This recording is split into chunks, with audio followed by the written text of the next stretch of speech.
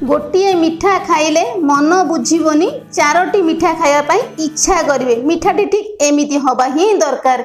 आज आम सेमिति मिठा बनैबा ता भी पुणी बिना सुजी बिना अटा बिना छेना बिना मिल्क पाउडर बिना सोडा रे बनिब एकदम रसुआ नरम सफ्ट पार्टी रे देउ देउ मिले जीवो। ए मिठा आगरे मार्केट रो दामी मिठा मध्य फिका लागिबो।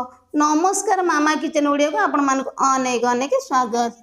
आज ये मिठा पाई प्रथमे आमको मैदा दरकार। ये मु गोटे कप मैदा नहीं जाइए गोटे बड़ बाउल ताको आमे देई दबा।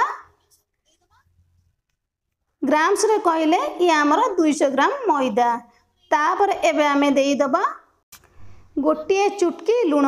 लुण देले कौन हम ना मिठाटी भल लगे खाइबा पाई बिल्कुल पांचे के फिका लगिवनी। तापर एबे आमे देई दबा गोटे बड़ चम्मच घी।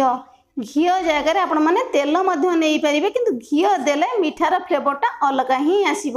एबे आम कौन करवा ना हाथ में भल भाव में चकटी नहीं जावा। यही भाव में आपण मैंने मिसेकी चकटी नहीं जाए। जो प्रोसेस रे चकटू जीमु आपण मैंने सेम प्रोसेस रे चकटिबे। एमती चकटिले कौन हम मिठाटी एकदम सफ्ट रहिबो। कौन सी एथरे हमको मिठा सोडा कि इनो दबापाई पड़िबनी। बढ़िया भाव में मिठाटी आमर फुलिबो। तापर एबे आमे देई दबा क्षीर। क्षीर दे सारा पर आमे ताको हाथ में चकटिकी डो बनै नहीं जिबा। जो प्रोसेस रे आमे अटाटा को भल भाव में चकटंदी। क्षीर जगह आपण मैंने पानी देकी मध्य चकटी पारिबे किंतु क्षीर देले मिठाटी खाइबा पाई अधिक स्वादिया लागिबो। एइठी आपण मैंने देखि परछन ना भल भाव में चकटी नहीं गला पर केते सुंदर भाव में डोटा हमर फुलिची। एथिरे आमे सोडा देई नाहंती कि इनो भी देई नाहंती। तापर मध्य केते सुंदर भाव में डोटी फुलिची आपण मैंने तो देखि परछन ना। ए भला भाव जे डोटी फुलिबो मिठाटी एकदम नरम कौलिया रहिबो। पार्टी रे देउ देउ छेना भली मिले जीवो। एबे कौन करबा ना ताको छाड़ी देबा 10 मिनिट पाई। तो सेई टाइम भीतरे आमे मिठा पाई सीरा बनेइबा। एइठी गोटे कड़ाई मु बसई नहीं ए कड़ाई रे आमे सीरा बनेइबा। जो कप रे मापिक आमे नेइथिले मैदा सेई सेम कप रे मापिक एठी मु नै जाइछि गोटे कप चीनी। आमे सबु चीनी एठी दबानी गोटे चामच चीनी दबा। चीनी टाको आमे हल्का छाड़ीबा कारामलाइज पाई। चीनीटा को आम कारामलाइज एथपाई कले हल्का कलर आसो। जदि आपण मैंने कलर दवाई चाहूना न दे पारती किंतु कलर देले भल देखा जीवो। गैस रो फ्लेम को आम मीडियम रखा। चीनी की आम भल भाव छाड़ा मेल्ट होगापाई ध्यान रखिए। एटी बिल्कुल भी पानी देवेनी। चीनीटा आमर मेल्ट हो गले कलरटा आमर पलि आसो। तो ये आमर चीनीटा भल भाव में मेल्ट हो आसला। अधिका बिल्कुल आपण मैंने पोड़े। चीनीटा सांगे सांगे मेल्ट हो गला अल्प पानी ये आम देदबा। गोटे चामच चीनी जेहेतु आम कारामलाइज करते गोटे चामच पाखापाखि पानी ये मुझे अधिका पानी आम दबानी। जी चीनी देवे से ही पानी देवे। तो ये आम कौन करवा ना भल भाव टे फुटापी दबा। तापर एबे आम चीनी की देदबा। केतिकी चीनी आम देले गोटे कप मैदा पाई गोटे कप चीनी एकदम परफेक्ट। अधिका लगे कि कम भी लगे। से सेम कप मापिकी दबा गोटे कप पानी। पूर्वर कही जी चीनी ने से ही पानी देवे। तो एबे आम करवा ना चीनीटा को पानी सहित भल भाव में मिसई नहीं जीवा। गैस रो फ्लेम को मीडियम रखा। सीरा को आम भल भाव में फुटापी दबा। सीराटा को आम अधिका फुटेबा नहीं। चीनीटा आमर भल भाव में मेल्ट हो पानी सहित से आपण मैंने फुटेबे। एति ही रखिए। एति फुटेले कौन हम ना आमर तेल बा मुहु भाया चिपचिपा रहिबो। अधिका फुटेले कौन हम ना सीरा तार बनीजिवो। तो तेणुक चीनीटा को भल भाव में मेल्ट होला परे आउ 2 मिनिट फुटे नहीं जाए। सीराटा को यही भाव में आपण मैंने फुटे रेडी करेंगे।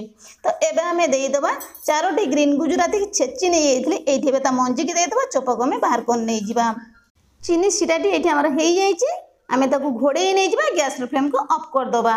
तो सही टाइम भितर जो मैदाटा को आम डो करके रखते देखी पार्छ ना आहरी बढ़िया भाव में आम सफ्ट हो। आम कौन करवा ना आउ टे आम भल भाव चकटी नहीं जावा।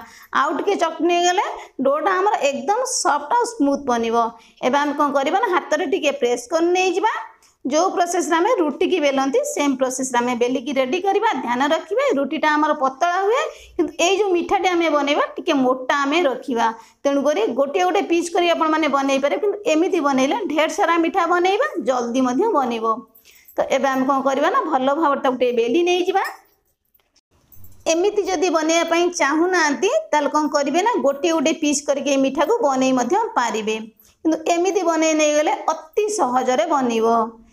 এই মিঠাটি को बनैबा एकदम सहज समस्ते प्राय मिठाटी की बनई पारे आ खाइबा पई एते स्वादिष्ट लागिवो जे सप्ताह को 3 रु 4 थर पई आपण माने बनैबे।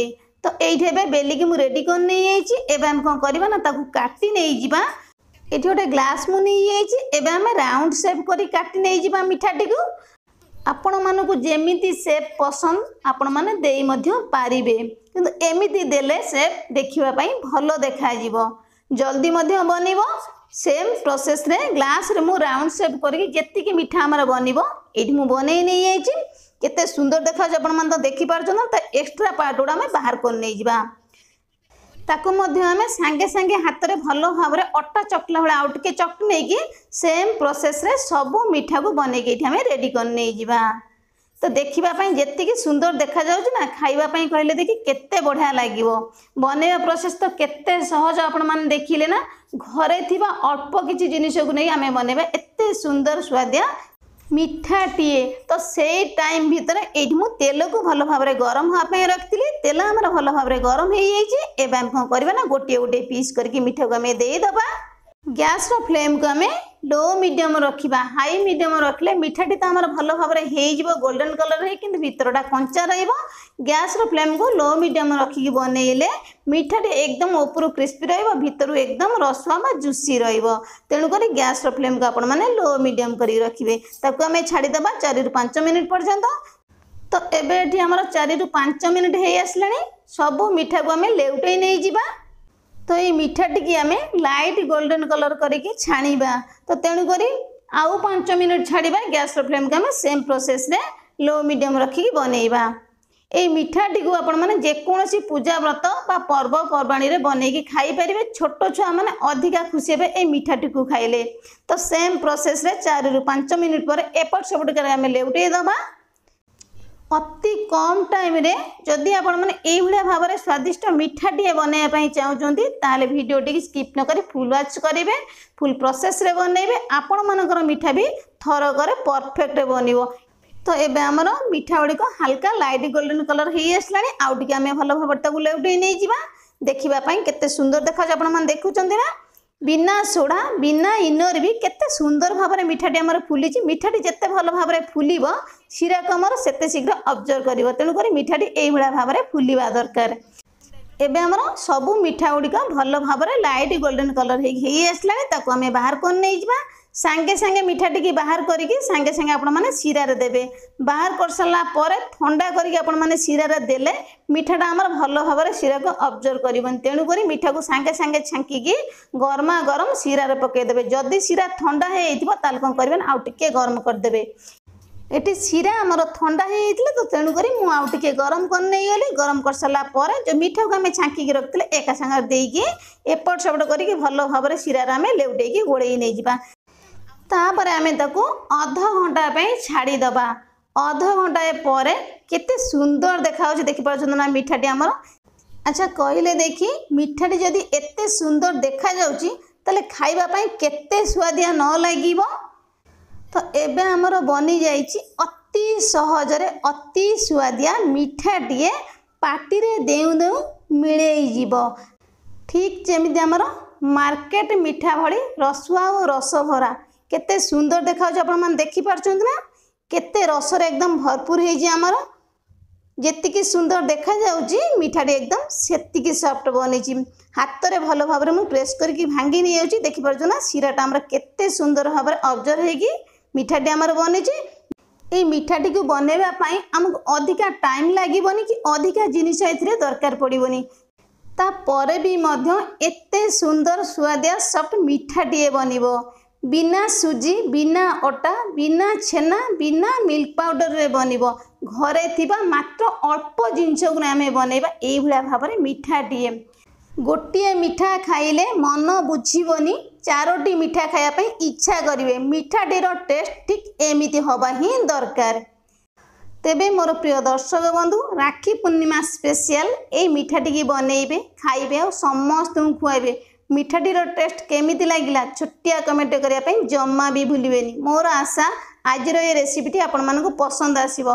जदि पसंद आसला चैनल को लाइक शेयर सब्सक्राइब करने बिल्कुल भी भूलिबेनी। तेबे आज रही नमस्कार। पुणी आमे देखा नुआ रेसिपी सहित नुआ गोटे सुंदर भिडियो रे।